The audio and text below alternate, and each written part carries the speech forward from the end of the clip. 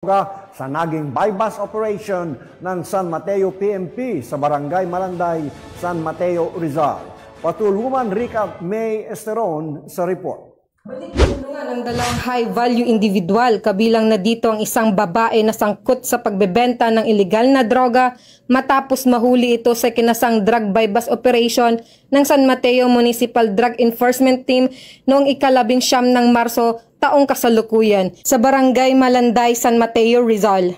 Kinilala ni Police Colonel Felipe Bimaragon, Provincial Director, ang dalawang suspect na naaresto na sina alias Jess, 39 taong gulang, at alias May, 28 taong gulang, na parehong nakatira sa San Mateo, Rizal. Aresto ang mga suspect dahil sa pagbebenta nito sa isang pulis na nagpanggap na posher buyer. Gayon din, nakuha pa sa kanilang 4 na pakete at 2 nakatali na plastic na naglalaman ng hinhinalang shabu na may kabuuang bigat na humigit kumulang 120 grams at tinatayang nagkakahalaga ng 816,000 pesos.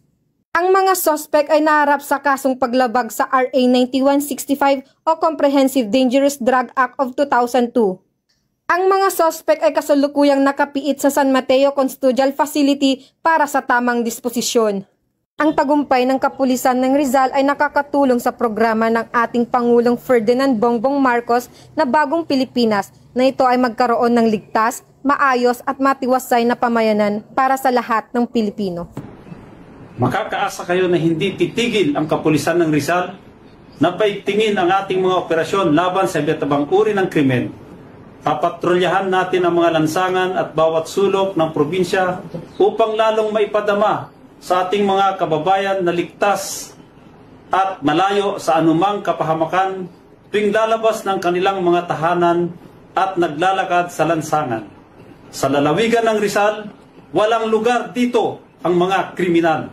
Mula dito sa Calabarzon, ako ang inyong PNN correspondent, Patrolwoman Rica May G. Esteron, alagad ng batas, tagataguyod ng balitang pulis. Maraming salamat, Patrolwoman Esteron.